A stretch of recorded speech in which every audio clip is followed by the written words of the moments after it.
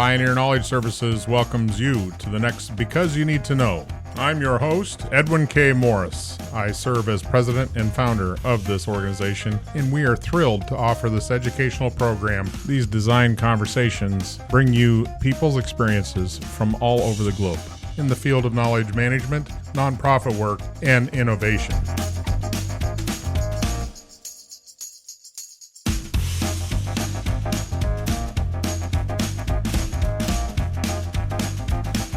Thank you for listening to Because You Need to Know, the reference podcast in knowledge management.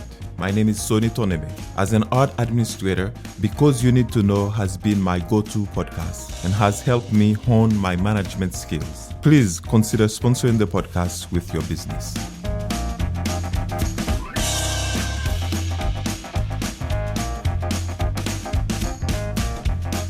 My name is Sven Rinke. I live in Vienna, Austria. I'm currently working at SimCorp, which is a Danish software and services provider for investment management solutions. And in the company, I work as Director of Knowledge Management and Learning Strategy in Client Services. The last book I read was The Birth of String Theory.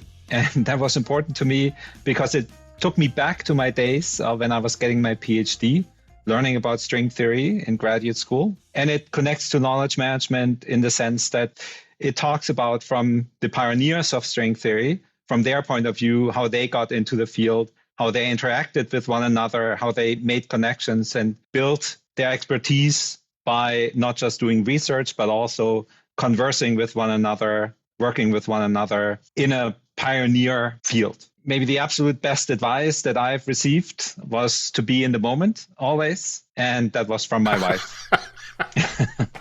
I just had a session with my mentor, Stan Garfield. He was my mentor for the last 6 months or so as part of a mentoring program that was advocated through the SIAKM community. He was actually the person from afar, from listening to podcasts, from reading his blogs, who educated me and got me to think about how to implement knowledge management practices within my organization. Or take the first baby steps, let's say.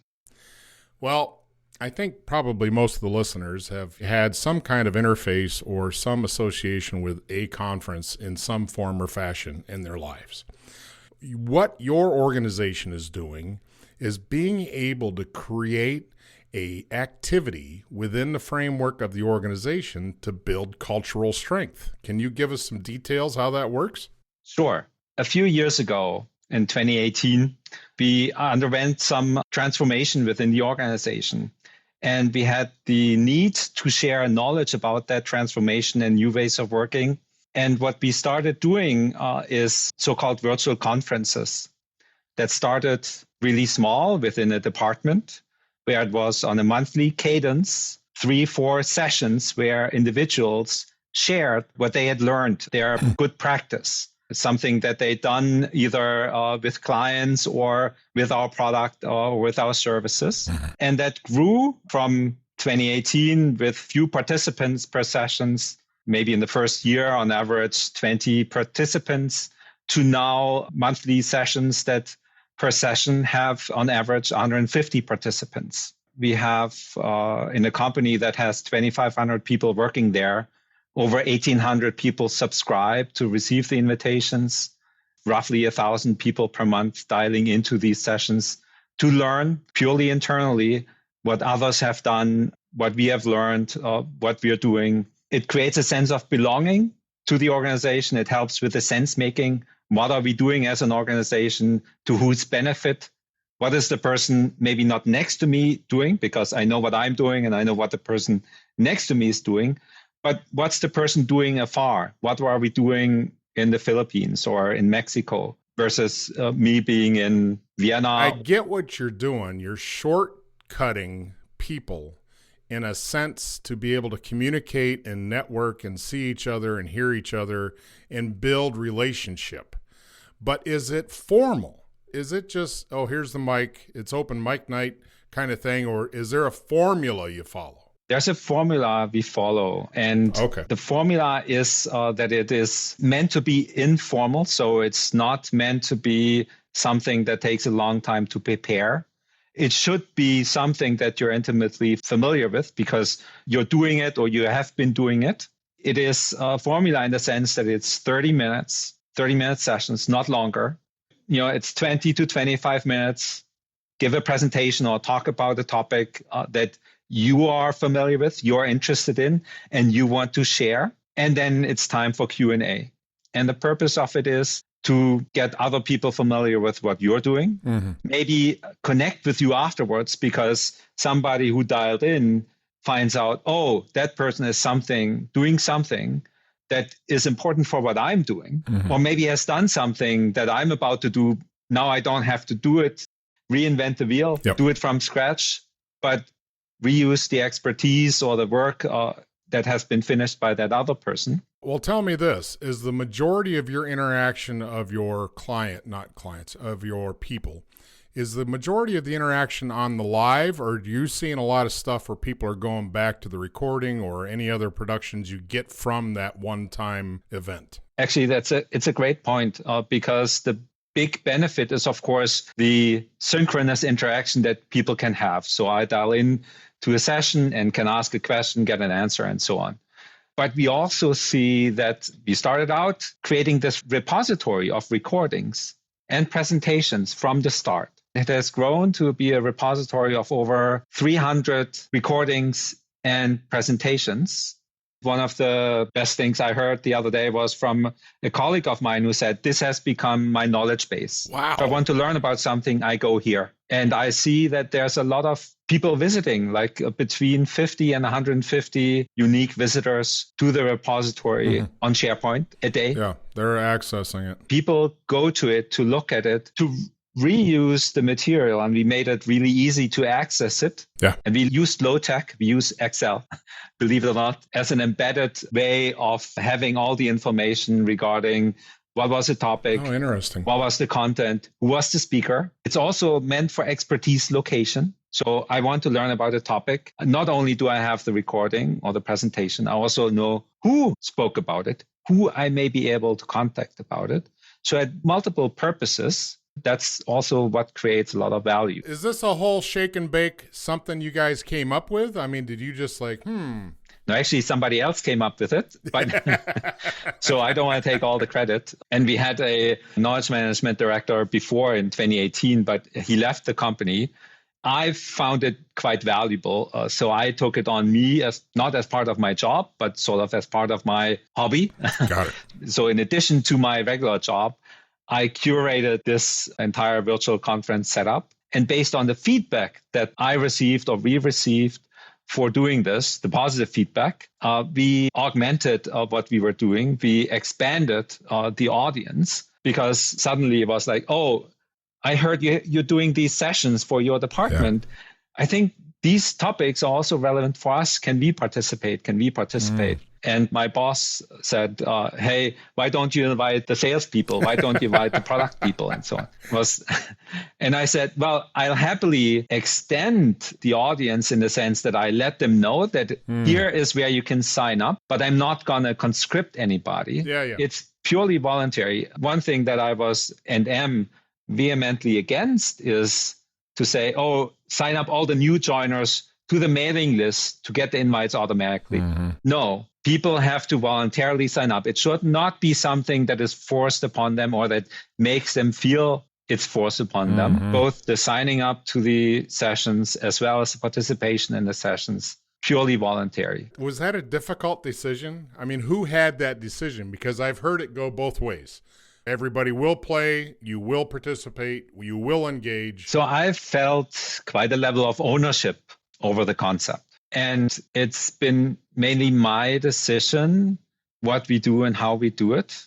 I've taken the feedback into account and the input that I've received over the years from the people both participating and giving advice and so on. But I try to actually take what I've learned from all the podcasts and the blogs I read and hear about what works with people and so on, taking the people aspect into account. So you've created a social media. This is a social media connector. Essentially. Yeah, with a purpose. I mean, versus social media, which has various purposes, but this is a designed approach that is not mandatory, that people are coming to the well and hearing third-party comments, and they're like, what? What's this stuff? And you don't even have to sell it. No, I don't have to sell it. People flock to it, I would say. And, new joiners hear about it from their buddies or from other people. Hey, this thing, and you can learn about different topics. If you want to learn more about that, go back there and, have a look at the repository.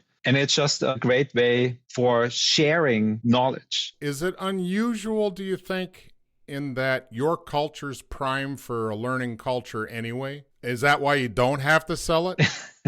So curiosity or being curious is part of our values. And so is collaborative, courageous, and caring. And the last one, not least one, is customer success driven.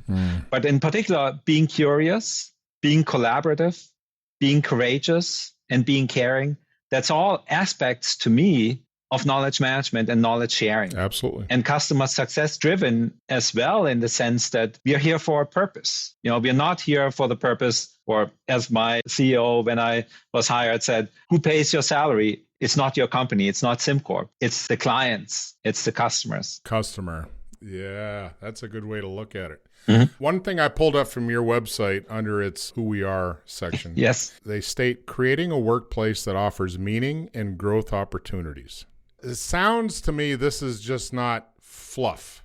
It sounds to me this is a bona fide. Your culture operates in this mindset. Yes. So growth is one of our mantras, I would say. Individual growth, individual learning. As I said, being curious and developing yourself in your practice, what you do every day, but also learn about what others are doing or why you're doing it, right? Who benefits from it in terms of our clients. And clients can also be internal for internally facing functions, right? Not just for our consultants or product people or sales people who interact maybe with clients on a regular basis. But also internally, I see a lot of people from HR, people and culture, as we call it now, or finance, who don't interact with our clients, who are service functions within the organizations, who are still curious and want to learn more what we do as an organizations and what are the different parts of the organizations are doing. And the virtual conference setup is a good vehicle for them to learn about that in a very low level way. It's not a training that you have to attend. In some frameworks in knowledge flow, we talk about pull and push. So in a corporate structure, there's the normal flow of push. Push it out, push it out, push it out. The pull has more value because those people, like you said, are inquisitive. They want to learn things. They don't know, so they're going to go find out. Not everybody's built that way. No. So I have to ask, how do you hire that way? Well, so what's the big secret? What is there one question you always ask and that's how you know? No, so I've hired a few people in my tenure at SimCorp, and I wouldn't say I have one question or a secret thing that's find out. You just have to get a feel of, are these people who can go out on a limb, who want to learn, who are curious. So we hire for culture, I would say, as well. Everybody's different, right? And everybody's way of learning or way of interacting is slightly different. So there's not one way that you can say, if you check this tick box, then you're the one for us. Then you're. That's always a good question, because I think the hiring part for the type of characteristics which make a good knowledge sharer, knowledge developer, which is integral to a good knowledge culture. You're right. There's no way you can just, here's a Rubik's Cube. If you can solve this Rubik's Cube in 35 seconds, you're in. Until we do, maybe that's a DNA check. I don't know. Maybe someday we'll have them all pulled together and it'll be a perfect world. Maybe one aspect that we consider in selecting candidates is their educational background. And that can give you an indication. It's not necessarily always the case that you can tell from people's past educational background whether they are active learners. As you know, some people go to grade schools, get good grades, but they're not necessarily people that you want to hire and so on, who are curious, who are courageous, who are collaborative. right? Yeah. You have to get a feel for that in interviews, but it's an indication. Education is the one thing you look at. Yeah, education is one thing. We look at sort of past work history, but we also hire out of school and so on. And then, questions we ask is, tell me about the situation where you were the best version of yourself. Like, where did you learn? How did you learn? Awesome. When did you learn something about yourself? I'd be like, How much time do you have? Well, those are good prying questions that kind of get down to that underlayment of what a person's like. So let's move on. So I'm curious, does your role or your organization, you're putting all this strength and energy into building a strong culture. What are you measuring? Because everybody likes to have a dashboard. We want to see where we're at. How do you measure culture? You can't really measure culture, right? Culture is, the way I see it, more an emergent property of the interactions of people. Some people say culture drives performance. Sure. And you can measure performance, but you can also have a bad culture create good performance. And so you cannot say from this is a well-performing organization that it has a great culture. A great culture can enable that, but it's not a given. And so measuring culture, I feel like, is very difficult. But something like what we have with these virtual knowledge sharing sessions and the participation, that people are curious, that people help each other, that they are open to helping one another, collaborating with one another, care about one another. I think that's indications, but it's not really that well measurable. What would be the biggest pulse check? If you had to tell somebody, man, this is the one thing you want to look for, and feeling that out, where do you go for the actual pulse of? And I know what you're saying. Culture is not equal to performance, but so we do, of course, like the regular pulse surveys or employee surveys, right? But they tell you only so much, I would say. Okay. They give an indication of how people feel within the organization. And then there are some targeted questions regarding, I mentioned our values, right? Curious, collaborative, courageous, caring, customer success driven. How well are we doing with regards to those? But there's not one question, I would say, that weeds this out. Okay. It's a bit like trying to mesh that all together, all the information that you get, and then having one number out of it that says, oh, this is great or this is not great, and comparing. I'm not a big fan of that, I have to say. I keep steering the conversation towards this because of your background. I would think for a scientist such as yourself, you'd have figured out some kind of formula by now that would make this much easier. So I've come a long way since my days of being a physicist and looking at the fundamental theories that hold our world together in a very reductionist way. I've come maybe a bit around seeing the world as a bit more emergent and complex, and that you can't reduce everything to a formula or a number and so on. I can't believe you just said that. Oh my gosh. Aren't you going to get punished or something? Nope, I'm not. What I really value when I see it is, and try to model also in my behavior, is the interpersonal interaction. One thing that probably familiar with, you can be efficient with things, but you have to be effective with people. And being effective with people and people-to-people interactions, that's typically not efficient. And trying to be efficient in that is very detrimental to the interpersonal relationship. And so I have employees. I used to have more employees when I was in a different role.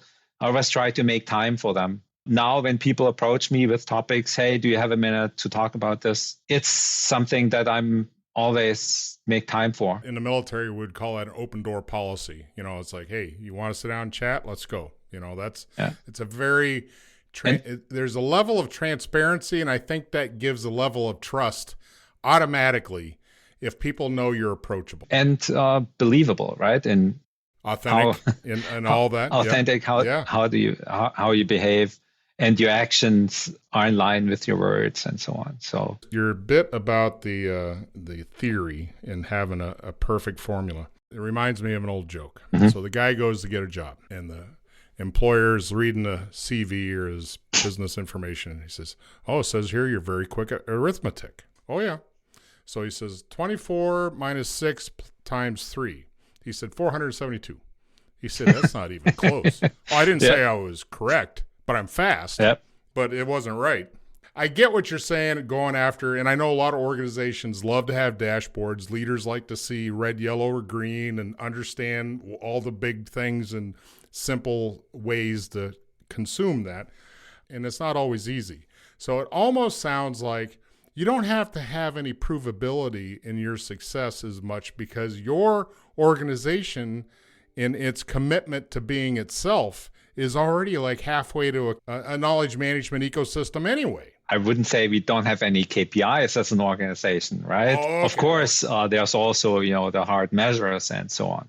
In what I'm doing, I do some kind of metrics with, for instance, virtual knowledge sharing sessions, and they should also contribute to our organizational capabilities or the competencies that we have within the organization, that people learn, that we measure learning in a sense, right? Or people's expertise development in that sense. And for the virtual conference sessions, for instance, I publish once a year in the beginning of the year, sort of how many sessions did we have? What were the learning hours delivered? Oh, yeah. Actually, that was triggered by our DEI lead asking me, hey, do you have these statistics so we can put it in our sustainability report? I said, I don't, but I can probably generate them. I could do that. Yeah. Yes. Yeah, that's a good idea. Everybody likes to have a tally. Yeah, and it just also shows a bit of the value that it brings to an organization. If we say we value that people spend time learning, right? And we want to measure these learning hours, even if it is not real learning in the sense, or if it's not training, let's put it that way. If it's not intentional, if it's not in some sense guided learning in terms of training, but if it's voluntary learning in terms of I learned something about something that I'm interested in, which is, the voluntary learning is the more effective one anyway. Exactly. And maybe the other metric that we use for the sessions, we started with that quite early on, is an exit poll. So sort of how valuable did you find a session, or almost like an NPS score, would you recommend this to a friend or colleague? How much value did you get out of it, or what was the value that was its time spent in a valuable way? And then it's a rating from 1 to 5. And I've started sending your rating was so-and-so for your sessions to the presenters, until somebody asked me, well, how do I fit into the quartiles? Or, how do I compare? Because that's what people are also interested in. Then I started calculating the quartiles and sent that, to all the presenters. And recently, somebody who had given a session contacted me saying, "Oh, I didn't know you had these statistics available. Now I want to do another session to get better score. To be better, right?" And that's just, you may laugh about this, but most people maybe, they like these kind of things, that they, have something to compete against or compare, right? And also want to get better, right? And sometimes I get a question, so what could I have done better? And that gives then me an opportunity to say, hey, this could have been better. You could have told a better story. I give them some preparation beforehand, saying, you can practice using the virtual speaker coach in PowerPoint. You can tell a story using a certain model and so on, the A model, audience, intent, message. Rehearsing is very helpful. It can be helpful. Not only is it a knowledge development, creation, sharing, curation, it is a professional development tool.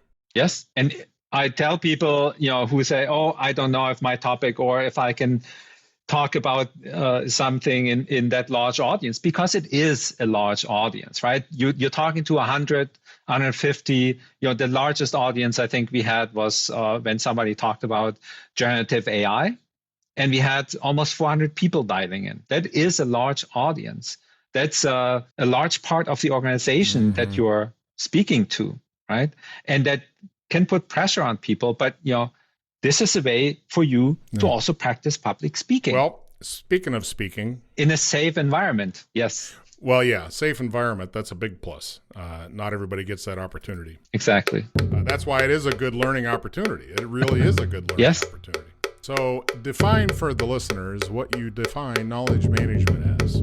Well, With that, I want to start with what knowledge is, right? So, and I actually like the ISO definition in that knowledge is a human organizational asset that enables effective decisions and action in context. And this in context is very important. It is. In context gives an impression that it's temporal. There's a time relationship here.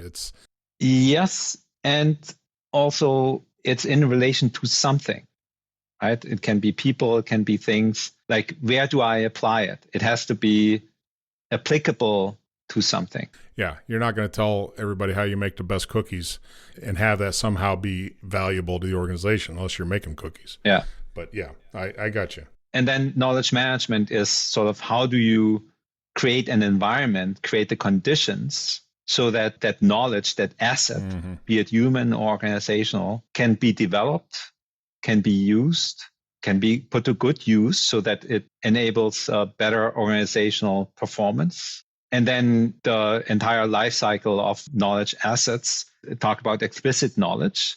Dave Snowden likes to talk about knowledge being both a thing and a flow. How do you also enable the flow of embodied knowledge? Not everything can or should be written down or put into explicit form, but how do you connect people so that you enable people to develop expertise, not just by doing things themselves, making mistakes. I always like to say you learn best by making mistakes, by doing things and making mistakes. Can be a very hard way to learn, can be an expensive way to learn. And the second best way is to learn from the mistakes of others.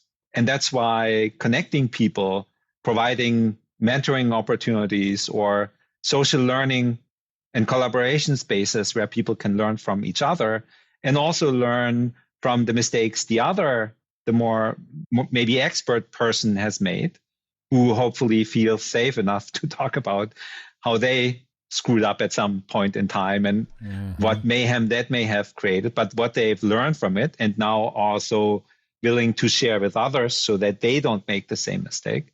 To me, that's almost a more important way than just doing the explicit knowledge management. Everything you just described set an environment in my mind is totally action-oriented.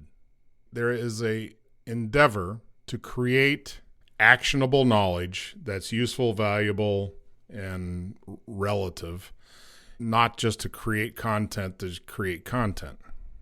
So there's ownership, and I think you used that early on, the concept of, you're talking about your position, that you own this, you're kind of run the shop. Yeah. There is a ability that comes when given ownership or agency to run something or to deliver something. It's like Dan Pink Motivation 2.0, right? Motivation is autonomy, mastery, and purpose. Who is that? Dan Pink. He wrote a book where he talks about that. And this autonomy piece, that I feel agency over what I'm doing. The mastery, I feel fairly confident in what I'm doing. And I develop my practice. I develop my mastery. And then the purpose, it's not just I'm not doing something for the sake of it, but it fits into a broader perspective. Also, the sense of belong to an organization who provides some value for another organization, clients, or the greater good can also feed into that purpose element. Well, it kind of goes back to an old saying that it's something like, if you love what you do, then it's not work. Exactly. Actually, sometimes I've been asked, if you would win the lottery and you wouldn't have to work anymore, would you still do what you're doing? And I said, yes, I love it because I learn also from the interactions that I have with people. It's a constant learning cycle for me. And as long as I live, I hopefully will continue to have this drive to learn.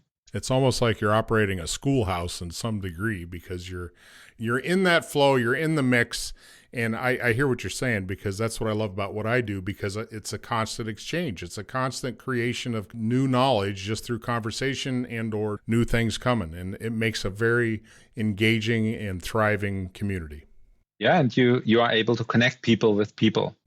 All comes down to the people. So I'm going to have to say that out of the three legs of the KM stool, people, process, and technology, you're pretty much a people all people?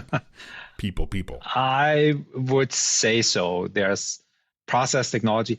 I'm also a bit of governance, I would say. I'm big on, well, there needs to be a structure that puts people first, but there also, if you leave things alone, as a physicist, I know entropy rises and, we'll have heat death or chaos at the end of the day.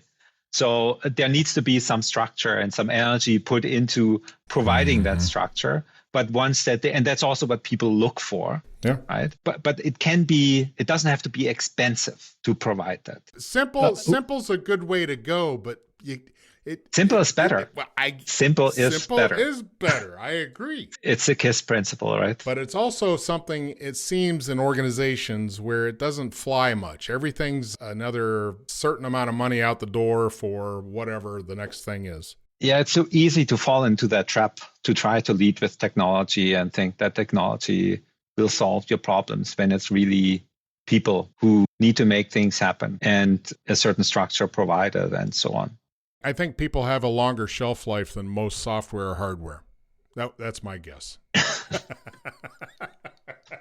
Yeah, probably. Some people, if you think about it, I was just talking to somebody on a ride this morning about when I went to undergrad, I had to take computer language called DOS and write programs and all that stuff. The circle of the wheel for technology is such a fast wheel that, did it help me? I don't know. It was a requirement, so I had to take it. The exposure to it just showed that I don't need to be doing that for a living. But, what's changed so fast in technology, it's hard to pick what target you want to shoot at today, and that's kind of leading us right into this next question, which is ChatGPT, generative AI. How does that new technology evolution help you in what you do to keep it simple? Yeah, so the biggest issue in organizing sessions is always coming up with a title, coming up with a description. And it's not the biggest issue for me, but it's the biggest issue for the person who is tasked with presenting. At some point, I gave up in asking people, hey, give me a description, give me a title. I said, hey, based on what I know, here's a proposed title, here's a proposed description. Here's what I want you to talk about, right? But I'm not a creative writer person. It always took me a while to come up with a good title, or maybe it wasn't even a good title and a good description. But I used a certain formula, have a sort of catchy descriptive title, and then in the description have an introduction sentence, and then the second sentence starting with join this virtual knowledge sharing session to ... and the ... being then something, a more descriptive version of an agenda. And when ChatGPT came along, I tried it out. Hey, based on some bullet points, maybe some background information, can you propose me a title, a catchy title, and a description that matches this pattern? And boom. And if I say, well, I don't really like, please write again, it's seamless. And that's been really making my life easier and coming up with titles and descriptions. And definitely the presenter's life has always been easy when I wrote it, but it's even better now in terms of the writing and description. Typically, there's not much that people want to correct in it. They say, great, wonderful. Well, you've simplified the process because, as you said, you kept waiting for them to supply it, and people are people. And it's not their main job, right? I need to make it easy for them. And that's one way of making it easy for them so that they essentially only have to show up. Ideally, have a bit of practice before. To me, it's been really a great tool to draft something that then I can work with. Well, it's that first version, right? It's like, how do you write a book? You sit down, you start on page 1. And that just, there's a mental block, I think, for a lot of folks. They're like, oh, geez. The blank sheet of paper, we had to start. But it's always easier to edit somebody else's stuff. Yep. It's like, oh, sure that's right? And it simplifies, going back to the KISS. It keeps you focused on the product and not the process. Yeah, exactly. Any last words of wisdom? Oh, great Sven.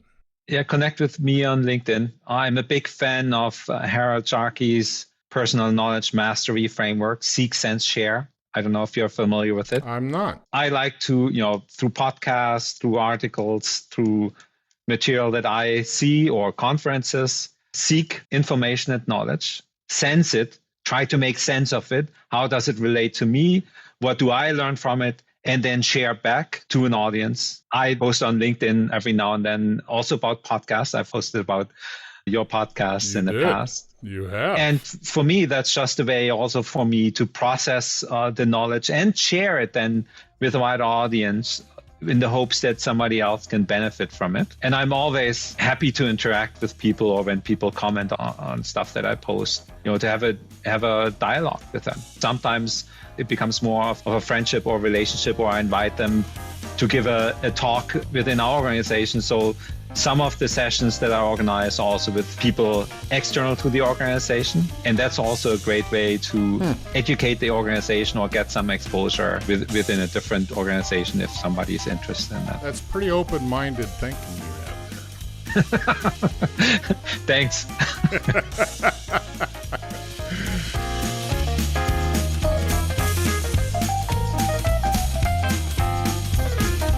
Thank you for joining this extraordinary journey, and we hope the experiences gained add value to you and yours.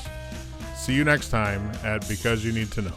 If you'd like to contact us, please email byntk@pioneer-ks.org or find us on LinkedIn.